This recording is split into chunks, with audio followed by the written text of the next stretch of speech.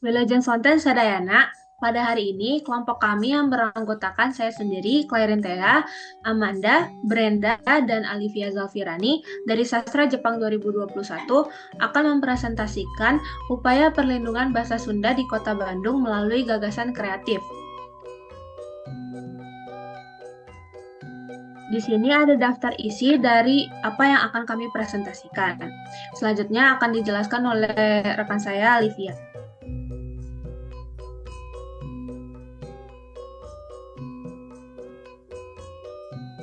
Bahasa merupakan salah satu aspek penting dari kebudayaan suatu suku.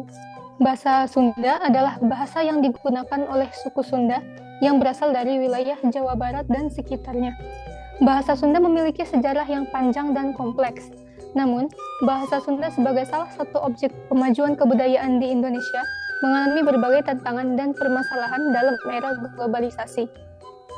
Selanjutnya akan dilanjutkan oleh rekan saya. Nah, permasalahan yang dihadapi tersebut diakibatkan oleh penurunan minat kaum muda dalam menggunakan bahasa daerah dan lebih senang menggunakan bahasa asing, salah satunya bahasa Inggris. Lalu, era globalisasi dan modernisasi membuat kaum muda lebih meminati hal-hal yang cenderung lebih modern. Selanjutnya, Salah satu objek yang kita ambil adalah Balai Bahasa. Balai Bahasa Provinsi Jawa Barat merupakan unit pelaksana teknis Badan Pengembangan dan Pembinaan Bahasa atau Badan Bahasa, yakni otoritas yang berwenang melaksanakan pembinaan, pengembangan, dan penginternasionalan bahasa Indonesia di bawah Kementerian Kebudayaan Riset dan Teknologi. Lembaga ini bertanggung jawab dalam pengembangan bahasa Indonesia dan bahasa Sunda serta pemajuan kebudayaan Sunda di wilayah Jawa Barat. Balai Bahasa juga menyediakan pelatihan bahasa Sunda untuk para guru dan para peneliti di wilayah tersebut. Selanjutnya, gagasan kreatif. Gagasan kreatif yang pertama adalah selanjutnya pembelajaran bahasa Sunda. Menurut Peraturan Gubernur Jawa Barat Nomor 69 Tahun 2013 tentang pembelajaran muatan lokal bahasa dan sastra daerah pada jenjang satuan pendidikan dasar dan menengah di wilayah Sunda dapat memasukkan bahasa Sunda sebagai bagian dari kurikulum pendidikan. Hal ini dapat memperkenalkan bahasa Sunda kepada generasi muda dan memperkuat identitas kebudayaan mereka, terutama dikarenakan pada usia tersebut anak muda dipercaya dapat menyerap ilmu lebih baik daripada di kemudian hari. Sehingga diharapkan jika pembelajaran bahasa dimulai sedini mungkin, hal tersebut akan mereka bawa hingga nanti, yang dimana hal ini tentu akan terus mendukung pelestarian dari bahasa itu sendiri dari generasi ke generasi. Sejak masa pandemi, unggahan video pembelajaran termasuk bahasa Sunda kian banyak tersedia di berbagai media, contohnya YouTube dan TikTok. Yang berarti pembelajaran bahasa Sunda tidak terbatas hanya lewat sekolah saja, melainkan secara online juga.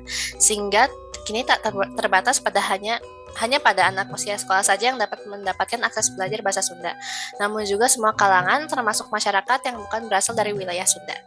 Baik, selanjutnya. Lalu yang selanjutnya ada media informasi.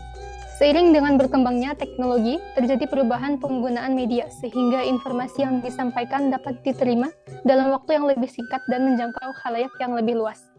Media informasi merupakan elemen penting dalam pelestarian bahasa dan budaya.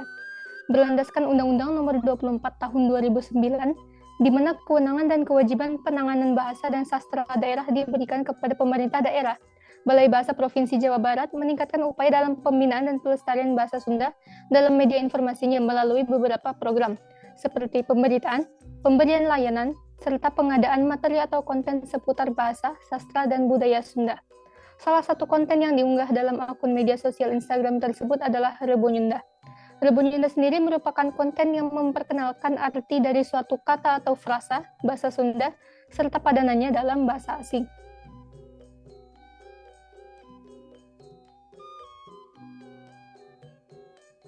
Baik, untuk gagasan kreatif berikutnya adalah pengadaan festival budaya.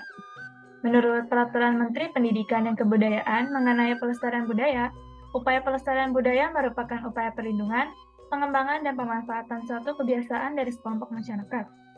Objek pelestarian tersebut meliputi upacara tradisional, cerita rakyat, permainan rakyat, ungkapan tradisional, pengobatan tradisional, makanan dan minuman tradisional, pakaian tradisional, dan masih banyak lagi.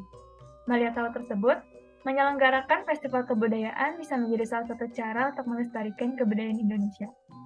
Objek pilihan kelompok kami yaitu Balai Bahasa Jawa Barat mengadakan sebuah festival budaya setiap tahunnya bernama Festival Tunas Bahasa Ibu untuk merevitalisasi budaya daerah terutama di daerah Jawa Barat.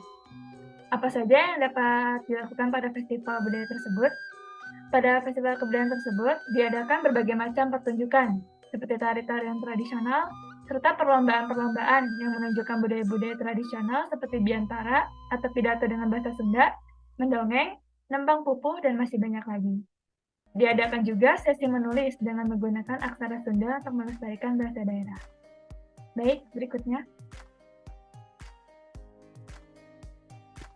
Ya, setelah pembahasan tersebut, tentu saja ada penerapan gagasan solusi di lingkungan Universitas Padjadjaran. Di Unpad terdapat sebuah UKM yang sudah berdiri sejak lama, yaitu Lises Unpad. UKM ini sudah berdiri sejak tahun 1982. UKM ini bergerak dalam pelestarian seni dan budaya Sunda, khususnya bagi kaum muda untuk tetap memegang dan melanjutkan kebudayaan Sunda. Bisa dikatakan bahwa UKM ini adalah salah satu ikon dari Unpad sebagai universitas yang berdiri di Tanah Sunda. UKM ini memiliki media informasi utama, yaitu website Lises Unpad yang dapat diakses pada link ini. Di website ini terdapat banyak sekali informasi mengenai pementasan atau pagelaran, baik artikel dan video yang bisa disaksikan dari YouTube Lises Unpad sendiri.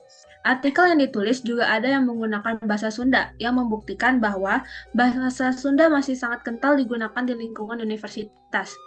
Ada juga artikel lainnya yang menggunakan full bahasa Sunda seperti Sajak Sunda dan Carita Sunda. Selain itu, Lises juga mempunyai sosial media lainnya seperti Instagram, Line, dan Facebook sebagai sarana untuk menyampaikan informasi ke khalayak umum. Di Instagramnya sendiri, Lises Unpad menggunakan bahasa Sunda sebagai bahasa pengantar utamanya, terutama pada caption post Instagram. Nah, penerapan gagasan solusi di lingkungan Unpad selain Lises Unpad, yaitu pada saat Dies Natalis FIB Unpad yang ke-64 dilaksanakan pada tahun lalu, perwakilan dari Prodi Sastra Sunda turut meramaikan karnaval di mana banyak perwakilan mahasiswanya yang menggunakan baju khas Sunda serta saat pawai dengan memainkan lagu tradisional. Lalu ada juga sisingaan yang bisa kita lihat di video ini yang sangat ikonik dan menjadi pusat perhatian saat pawai tersebut.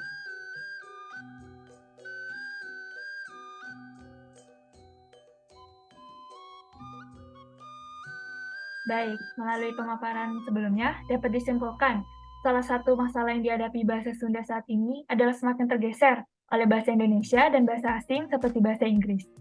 Hal ini terjadi karena kurangnya penggunaan bahasa Sunda dalam kehidupan sehari-hari, terutama di kota-kota besar seperti Bandung.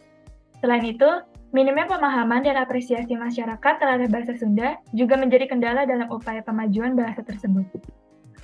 Upaya pelindungan dan pemajuan bahasa Sunda di Kota Bandung membutuhkan kolaborasi dan dukungan dari berbagai pihak, mulai dari pemerintah, masyarakat, hingga pengusaha atau pelaku industri kreatif.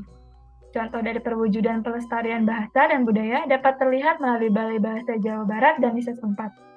Melalui gagasan kreatif yang diimplementasikan dengan baik, diharapkan dapat meningkatkan penggunaan dan apresiasi masyarakat terhadap bahasa Sunda, serta menjaga kelestarian kekayaan budaya bangsa.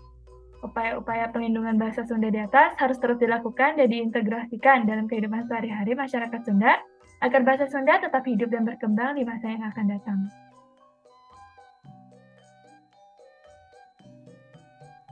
Sekian presentasi dari kelompok kami, mohon maaf atas kekurangannya, dan semoga presentasi ini dapat memberikan manfaat. Hatur nuhun.